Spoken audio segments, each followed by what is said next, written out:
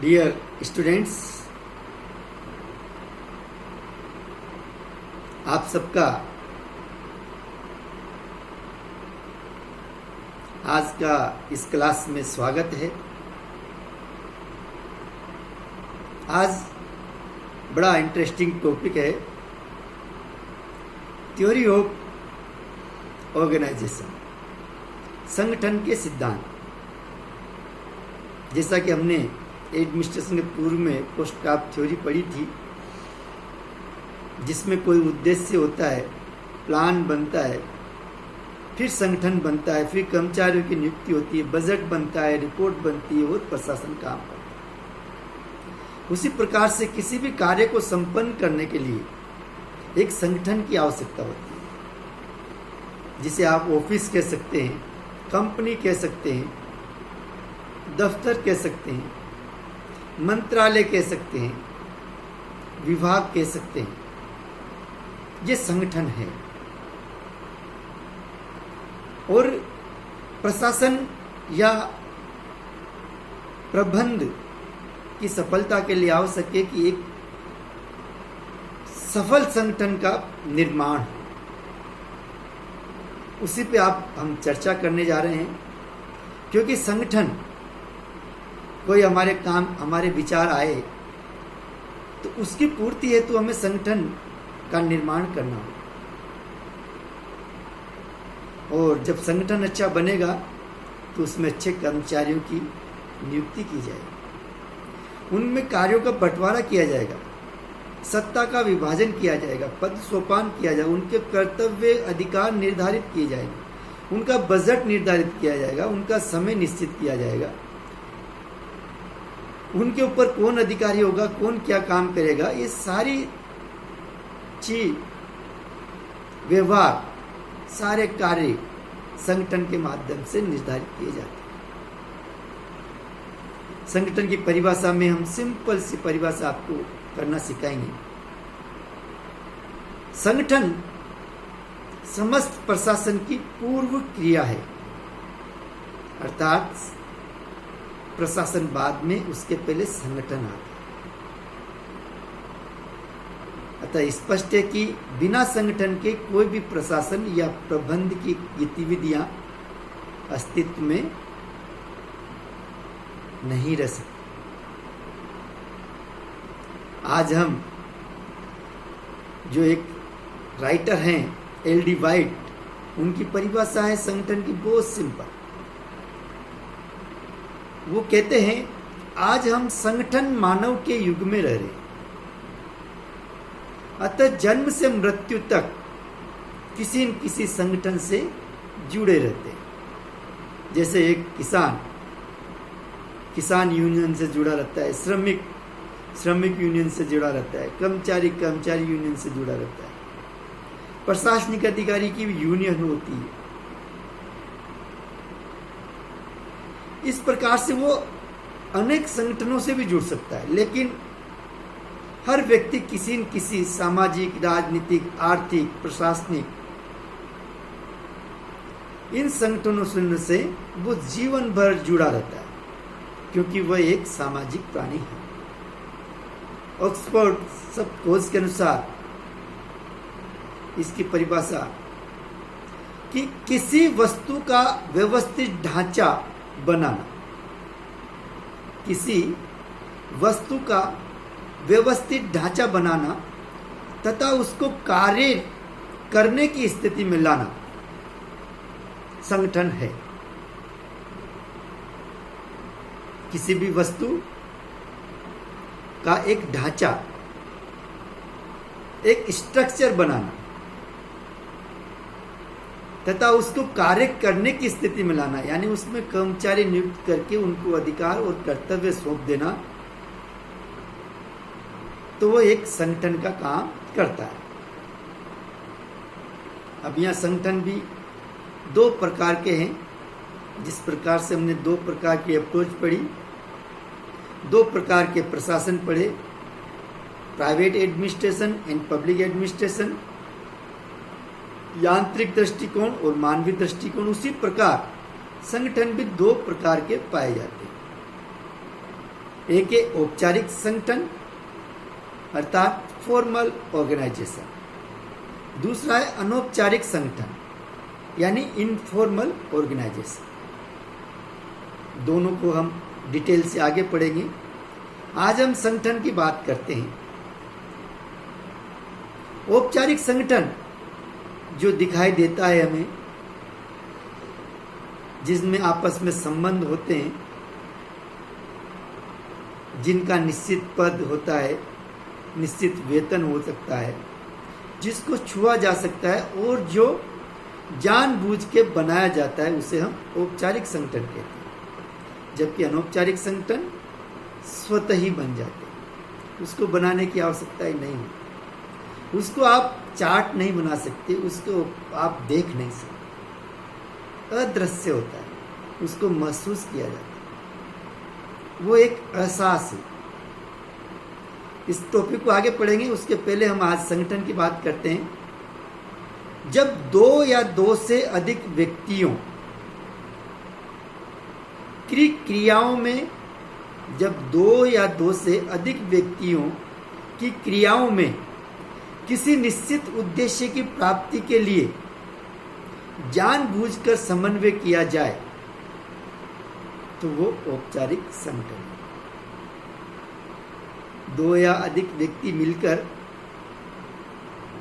किसी निश्चित उद्देश्य की प्राप्ति के लिए कार्यों में सामंजस्य या समन्वय स्थापित करते हैं, उसे संगठन कहते हैं। ये परिभाषा है प्रोफेसर चेस्टर बर्नार्ड। इसकी कुछ विशेषताएं हैं। पहली, संगठन निर्धारित उद्देश्यों की पूर्ति के लिए स्वेच्छा से पूर्व नियोजित तरीके से इसकी रचना या निर्माण किया जाता है। सेकंड, कर्मचारियों के अधिकार, कर्तव्य, दायित्वों एवं सेवाओं का लिखित में स्पष्ट उल्लेख होता है। नेक्स्ट, सत्ता का वितरण ऊपर से नीचे की ओर होता है औपचारिक संगठन में, और यही विशेषताएं सारी जब अब अनौपचारिक संगठन की बात करेंगे तो विपरीत हो जाती है। जैसे औपचारिक संगठन जानबूझकर बनाया जाता है, अपितु अनौपचारिक संगठन स्वतः ही बन जाता है। औपचारिक संगठन में व्यक्तियों के या कर्मचारी या अधिकारियों के अधिकार, कर्तव्य, दायित्व और सीमाओं का लिखित में स्पष्ट उल्लेख किया जाता है, जबकि इसमें ऐसा नहीं होता। अभी आपको बताएंगे उदाहरण के द्वारा, तो आप समझ जाएंगे। जैसे पुलिस प्रशासन है, मेडिकल प्रशासन है, शिक्षा विभाग है, या कोई सा भी सरकारी विभाग या प्राइवेट कंपनी ले लीजिए, वहाँ पर पद होते हैं। उस पद के नीचे कौन अधिकारी है, कौन बॉस है, कौन चपरासी है, कौन फोर्थ क्लास है, कौन हेल्पर है, कौन एनडीसी बाबू है, इन सब की एक रैंक होती है, उनके कर्तव्य निर्धारित लिखित होते हैं। लेकिन इन सब के बीच में एक दोस्ताना, एक सहयोगात्मक भावना जन्म लेती है, उसे अनौपचारिक संगठन कहते हैं।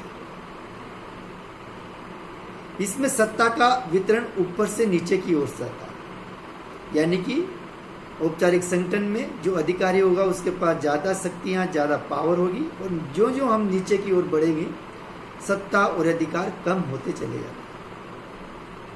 इसमें आदेश की एकता सिद्धांत का पालन किया जाता है। आदेश की एकता मतलब एक अधिकारी एक ही कर्मचारी को एक ही टाइम आदेश दे सकता है, अर्थात एक कर्मचारी एक समय में एक ही अधिकारी से आदेश ग्रहण करेगा या पालना करेगा। औपचारिक संगठन चार्ट में स्पष्ट रूप से दिखाया जा सकता है, कौन अधिकारी किसके ऊपर है, किसके क्या क्या कर्तव्य, किसकी क्या क्या सैलरी है, ये सारा स्पष्ट रूप से एक चार्ट के मार्फत हम दिखा सकते हैं। इसकी निश्चित प्रणालियाँ होती है। आदेश निकलते हैं, नीतियां बनती है, नियम और पद्धतियां एवं संचार व्यवस्था के अधीन कार्य करता है। दूसरी ओर अनौपचारिक इस संगठन से औपचारिक से अलग है। वह भावनाओं पर, मानव के सम्मान पर, संवेदनशीलता पर एक एहसास है जो महसूस किया जाता है और इसी से व्यक्ति मानव बन जाता है। तो अनौपचारिक संगठन के लिए बहुत ही आवश्यक है। तो सिंपल परिभाषा अनौपचारिक ऐसा कार्यात्मक संबंध। औपचारिक संगठन किसे कहते हैं? दो या दो से अधिक व्यक्ति जब किसी उद्देश्य की पूर्ति के लिए समन्वय स्थापित करते हैं तो औपचारिक संगठन कहलाता है। लेकिन अनौपचारिक संगठन ऐसे कार्यात्मक संबंध जो कि लंबे समय तक एक साथ कार्य करने वाले लोगों के पारस्परिक अंतःक्रियाओं के फलस्वरूप विकसित होते, यानी कि बनाए नहीं जाते, अपने आप विकसित हो जाते। उनमें दोस्ताना पारिवारिक संबंध ये डेवलप हो जाते, उसे हम अनौपचारिक संगठन कहते हैं। कई बार तो ऐसे संबंध भी डेवलप हो जाते हैं जिसमें एक ही ऑफिस में काम करने वाले एक लड़का और लड़की आगे जाके विवाह बंधन में भी बन जाते हैं। ऐसी दोस्ती डेवलप हो जाती है कि वो जीवन भर के दोस्त बन जाते हैं। तो ये क्या है? ये अनौपचारिक संगठन, और जिसके अभाव में मानव अपने आप को अकेला महसूस करता है, केवल मशीन। अगर केवल औपचारिक संगठन रहेगा, उसका संगठन में कोई दोस्त नहीं रहेंगे, मित्र नहीं रहेंगे, सहयोगी नहीं रहेंगे, तो वो सोचता है कि एक मैं मशीन हूं कार्य करने। लेकिन अनौपचारिक संगठन उसको मजबूती प्रदान करता है, समस्याओं से लड़ने में हिम्मत बनाता है। ये परिभाषा है एल डी वाइट की। सिंपल परिभाषा है कि जब एक संगठन में या ऑफिस में, विभाग में लंबे समय तक कार्य करते रहने के कारण आपस में अंतःक्रियाओं के कारण जो संबंध विकसित होते हैं, उन्हें हम अनौपचारिक संगठन कहते हैं। इसकी विशेषताएं कि यह स्वतः ही बन जाता है, इसको बनाने की जरूरत नहीं होती। जैसे किसी से प्रेम होना, किसी से दोस्ती होना, ये कोई जानबूझकर नहीं होता। दोस्ती अनायास एक दूसरे के प्रति आकर्षण हो जाता है, प्रेम। लेकिन औपचारिक संगठन में अधिकारी कर्मचारियों के बीच के जो संबंध होते हैं वो औपचारिक पाए जाते हैं, नियमों से बने रहते हैं। अनौपचारिक संगठन व्यक्तिगत आवश्यकताओं की पूर्ति के लिए बनाया जाता है, जबकि औपचारिक संगठन विभाग या मंत्रालय की आवश्यकताओं की पूर्ति के लिए बनाया जाता है। इसका चार्ट में कहीं उल्लेख नहीं होता है।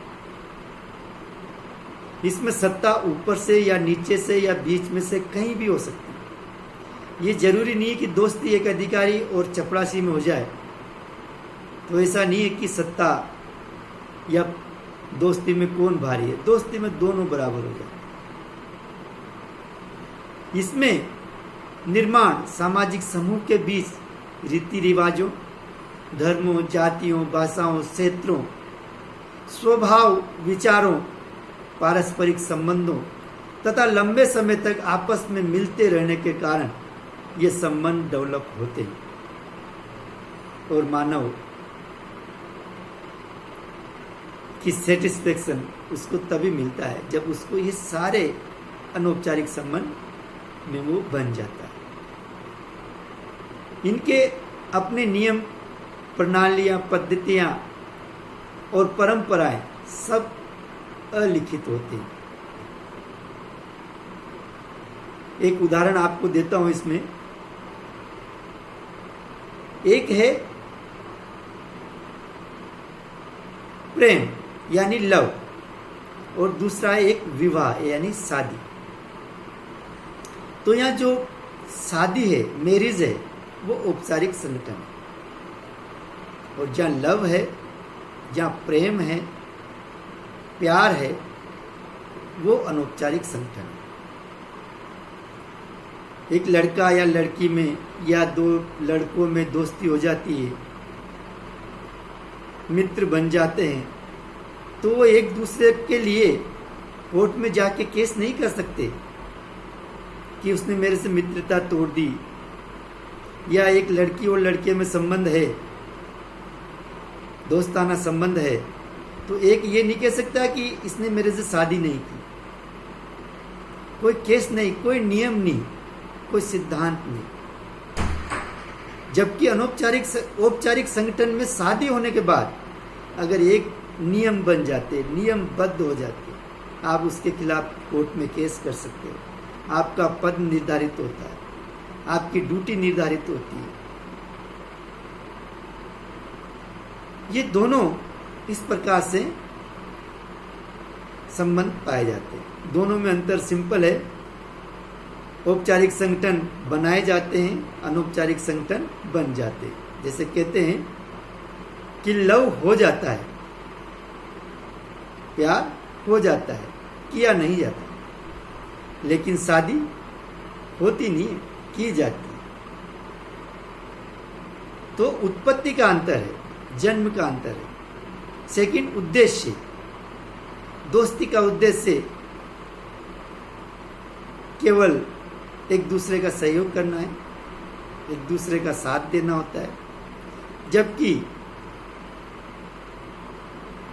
औपचारिक संगठन में, अनौपचारिक संगठन में आपका अधिकार हो जाता है, आपका राइट हो जाता है, आपके अधिकार कर्तव्य निर्धारित हो जाते हैं, उद्देश्य लिखितबद्ध होते हैं। दोस्ती में कोई उद्देश्य लिखितबद्ध नहीं होते, लेकिन शादी में सारे लिखित बंधन होते हैं। उसी पर आकार में औपचारिक संगठन छोटे होते हैं, अनौपचारिक संगठन की कोई सीमा नहीं होती, क्योंकि मानवीय व्यवहार होता है। नेक्स्ट, स्थायित्व। कहते हैं कि औपचारिक संगठन ज़्यादा स्थायी होते हैं। जैसे शादी है, वो ज़्यादा स्थायी होती है बनिस्बत लव मैरिज। प्यार, दोस्ती कम स्थायी होती है, कभी भी बन जाती है और कभी भी टूट जाती है, लेकिन शादियाँ 7 जन्मों का बंधन माना जाता है। नेक्स्ट है सत्ता का प्रवाह। औपचारिक संगठन में सत्ता ऊपर से नीचे चलती है, लेकिन अनौपचारिक संगठन में सत्ता ऊपर से, नीचे से, बीच में से, कहीं से भी चल सकती है। लिखित एवं अधिकार कर्तव्य। औपचारिक संगठन में कर्तव्य और अधिकार लिखित होते हैं, जबकि अनौपचारिक में अलिखित। एक संगठन चार्ट में दिखाया जा सकता है औपचारिक संगठन को, जबकि अनौपचारिक संगठन में आपको संगठन चार्ट में नहीं दिखाया जा सकता। औपचारिक संगठन को छुआ जा सकता है कि ये पत्नी है, ये पति है, ये अधिकारी, ये कर्मचारी है, लेकिन अनौपचारिक संगठन में किसी को छुआ नहीं जा सकता। इस प्रकार औपचारिक और अनौपचारिक संगठन पाए जाते हैं। नेक्स्ट क्लास हम संगठन की थ्योरी पे चलेंगे। पहली थ्योरी नेक्स्ट क्लास में करेंगे, हायरार्की, पद सोपान। धन्यवाद।